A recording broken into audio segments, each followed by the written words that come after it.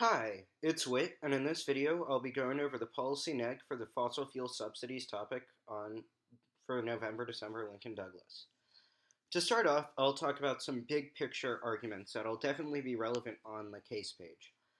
Against big warming AFs, which I would guess are a substantial amount of the affirmatives on this topic, a big question is how much removing subsidies actually can affect the level of emissions that are produced. What's interesting about this is that the research is pretty shaky. Even some articles that are pro removing subsidies find very little gain in terms of renewables and decreases in emissions from abolishing subsidies. Most recently, and what I think is the most cited article in the literature, which was published in Nature, which is premier biology and science journal, found that the emissions returns from abolishing subsidies worldwide would be less than a 4% decrease, probably somewhere around 1.2, 1.5%. Even more so, the best emissions returns were in countries that, unlike the United States, are majority energy exporting. You should think countries like Saudi Arabia, a lot of Latin American countries that produce a lot of oil, coal, natural gas, etc., and then sell it to other countries. The problem with the United States is, in the grand scheme of things, it's a relatively low energy producer in comparison to a lot of other countries. So not only is there the problem of just generally fossil fuel subsidies not having that much of an impact on emissions, the United States is also a fairly small set of the countries that are actually producing energy. And the emissions produced by the United States, while large, are certainly by no means the majority, which poses a lot of issues for AF solvency that try to claim big changes from warming. There are also some other interesting case arguments that I think will become relevant. First is a question of substitution.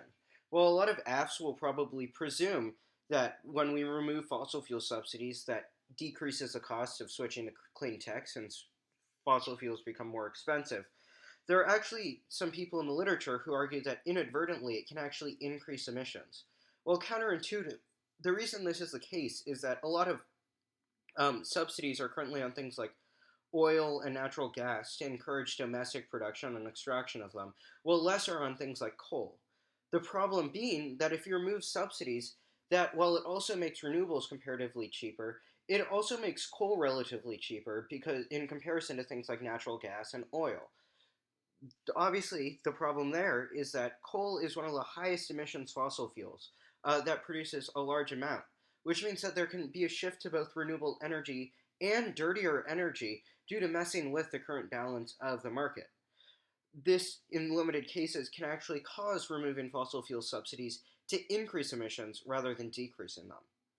Another important claim that you want to win is a claim about international shift.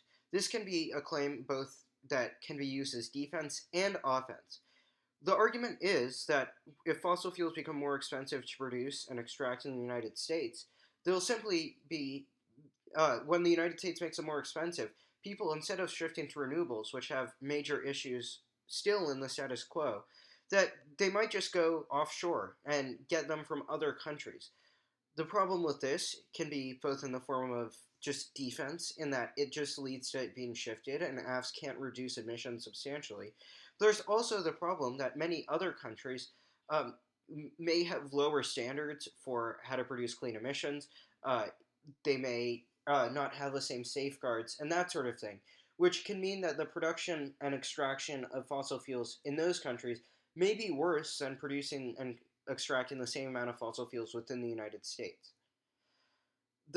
Another argument you want to make is just the status of the current renewables landscape, and this current subsidies landscape. In the status quo, renewables are actually very subsidized as of recent because the federal government is trying to heavily incentivize a shift to renewables for reasons of global warming.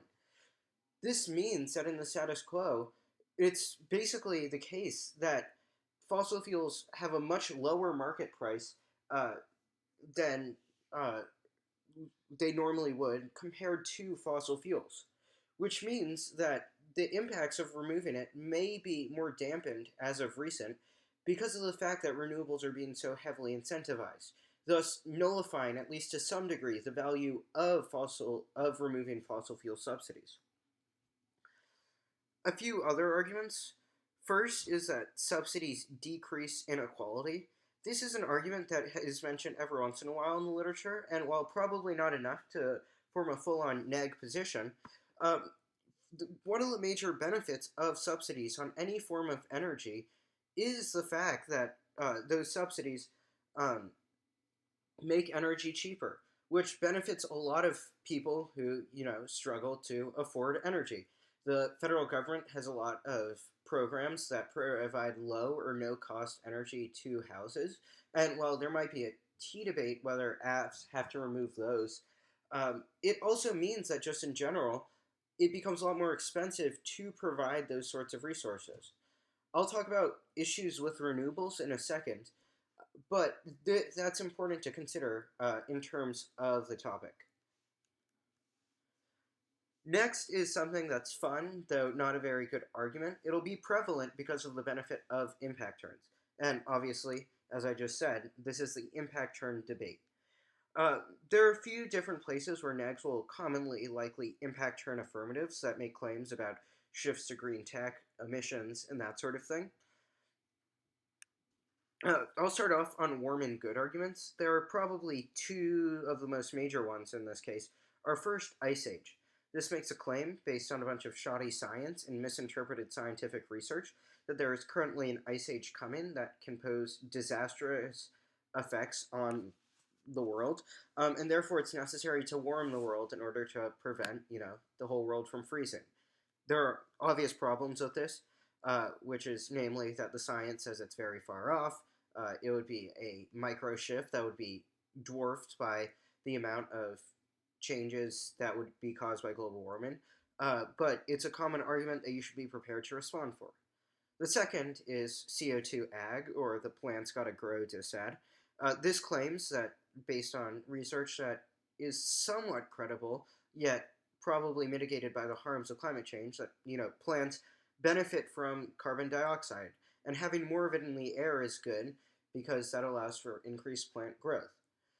There are, numerous issues with this. While it is true that CO2 is beneficial for plants, there is no real evidence that there is any shortage or necessity to increase it right now, and that global warming would increase the number of global warming would increase the amount of carbon dioxide to a point where it would actually be harmful to plants, and other impacts like increased heat, ocean acidification, acid rain, etc., would all massively outweigh any benefit from the carbon dioxide in the air.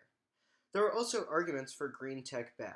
I'll start off just on general defense in terms of this. There are very valid reasons why a shift to renewables is very hard to do. Countries like Germany have been trying to do it on a much more aggressive timeline than the United States, and have had major issues.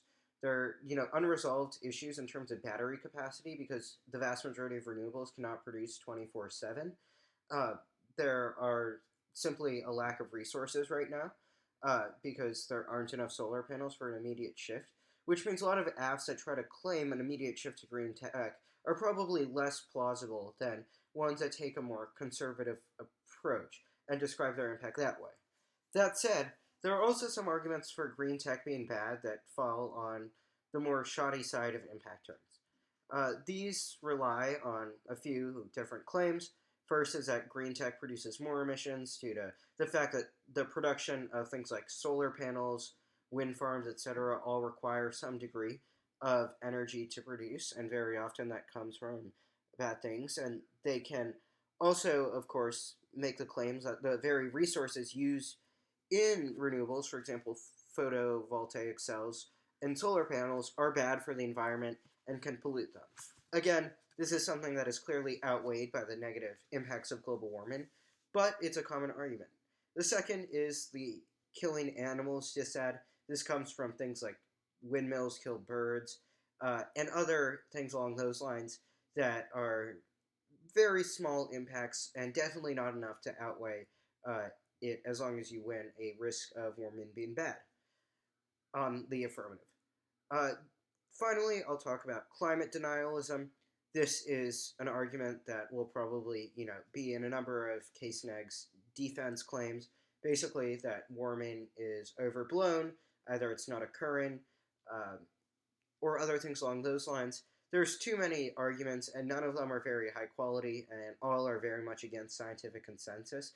So I won't delve too deep into it here. But it's certainly things that there are articles in Dropbox right now that cover how to debate both sides of that argument. As I said above, these are bad arguments. None of them really make all that compelling of a claim, but it's still worth it to know what they are and potentially include them. I think it has less benefit here than a lot of other topics because people will likely be very prepared for those impact turns. No one's going to read a warming app and not be prepared to defend things like against Ice Age and CO2 ag, which diminishes their strategic potential. But it is still probably worth it, especially if it doesn't become a common neg argument on the topic, because people might not know how to debate it very well and can be out-teched. Next, I'll cover some disads. I think the most likely to be the topic disad is the economy disad. The U.S. energy sector is heavily dependent on fossil fuel subsidies. It lowers the price of fossil fuels below market rates, which allows increased consumption of them. There are more reasons than you can count on why the fossil fuel sector is very important to the U.S. economy.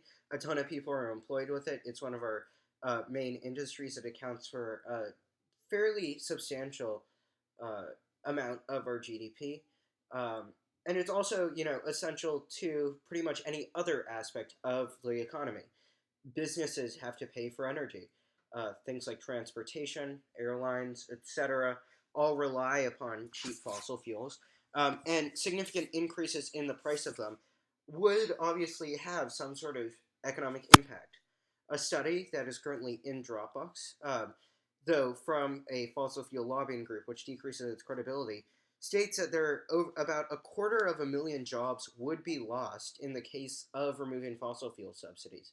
Obviously, that would be a substantial drain on the economy. If you win, that would increase prices of fossil fuels substantially. That may have ricocheting economic effects, and you could argue that that leads to some sort of form of conflict or something along those lines. Next, I think there's an energy shortages dissent. This would argue that decreasing incentives for fossil fuel production, for example, if affirmatives make claims that fossil fuels become prohibitively expensive, you can make the argument that that decreases the amount of production there is.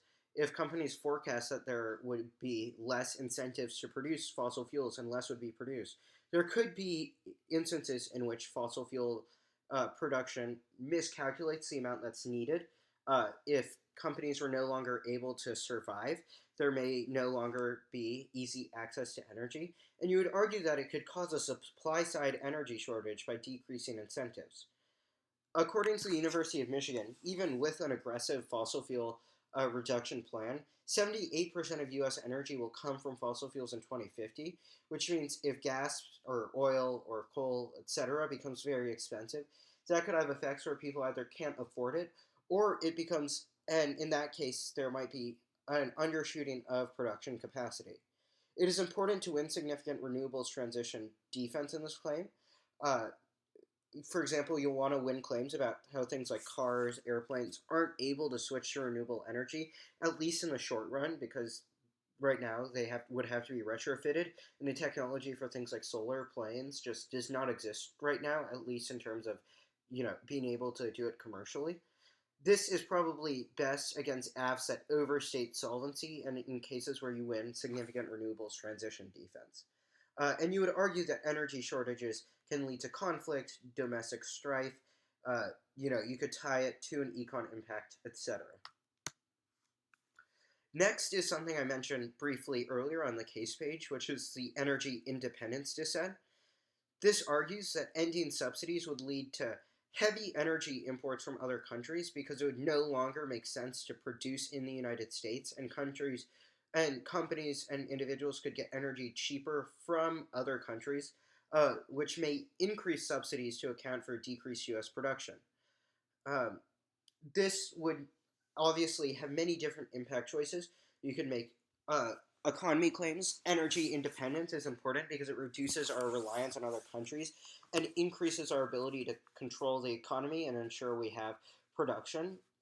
It can lead to conflict, becoming dependent on many other countries like petrostates that are heavily reliant on energy for their economy, make us vulnerable to manipulation in terms of prices. It means that we become closely tied to many countries that are authoritarian, yet some of the higher uh, producers of higher amounts of energy. Um, it can lead to trade conflict, lead to human rights abuses by propping up abusive regimes, etc.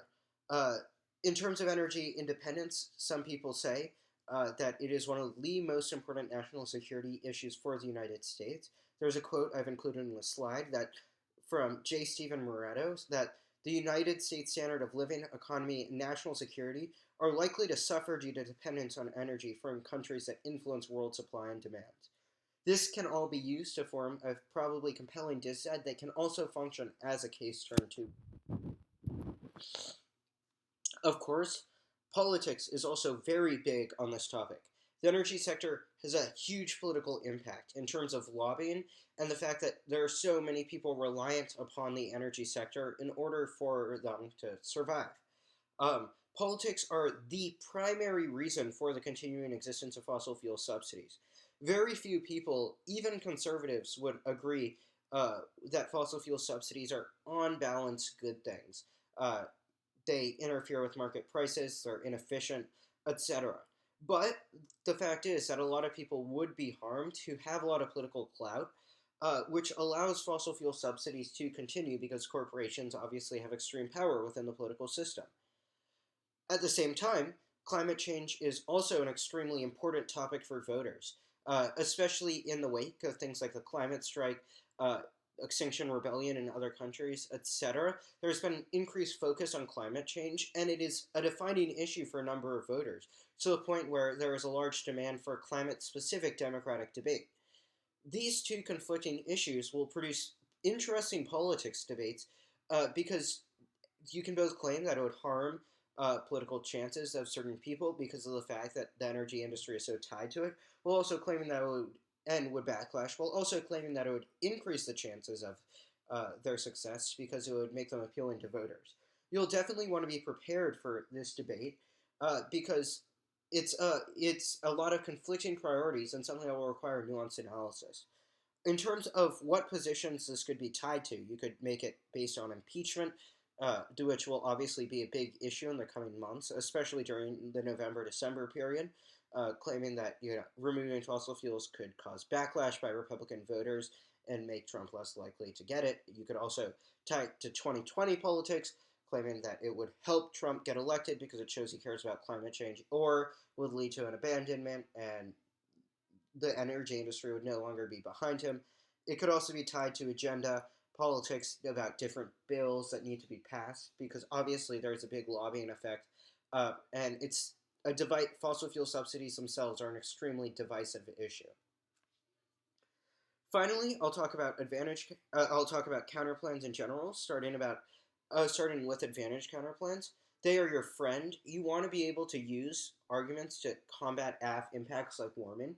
I won't go into every possible advantage counterplan you could read, but things like a carbon tax, more ludicrous ones like the bubbles counterplan, which argues for just putting a bunch of like bubbles on the surface of the ocean to increase the reflectivity. There is an endless number of proposals for positions that um, would hypothetically decrease climate change, and you can be creative and get apps off their blocks by breaking new positions constantly because there's no shortage of them. You could also argue for increasing renewable subsidies. This would offset app advantages by using the same market internal link that they use, while avoiding potential trade-offs. That could be a dissad you read. You could also pick out of certain fuels to avoid the substitution turn that I mentioned on the case page.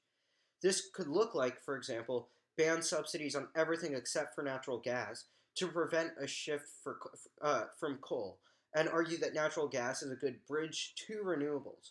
These sorts of positions are strategic because they can avoid case turns while also still getting mostly half advantage. You could also argue for a phase out counterplan. If apps immediately end fossil fuel subsidies, you could argue that instead we should phase them out over a 10, 5, 20-year period using EconNet or PoliticsNet benefit, arguing that it would have less of an impact if it was not an immediately explosive uh, and abrupt change to the energy landscape. A final position that I think could be interesting in conjunction with something like the energy independence dissad is an international counterplan that ends fossil fuel subsidies in all countries except the United States or in certain large energy producing countries. If AFs say only a small amount of emissions reductions are sufficient, then they will likely struggle being able to get a US key warrant, which you can exploit and then use with that. Use with an energy independence dissad or something along those lines. Obviously, this has issues with theory and international fiat, but I think it's definitely something worth exploring. That concludes my PowerPoint and topic analysis, but if you have any questions, make sure to post questions in Slack. If you have any specific questions about things I've referenced in this PowerPoint, don't be afraid to contact me and ask me, and I would be happy to clarify. Thanks for listening.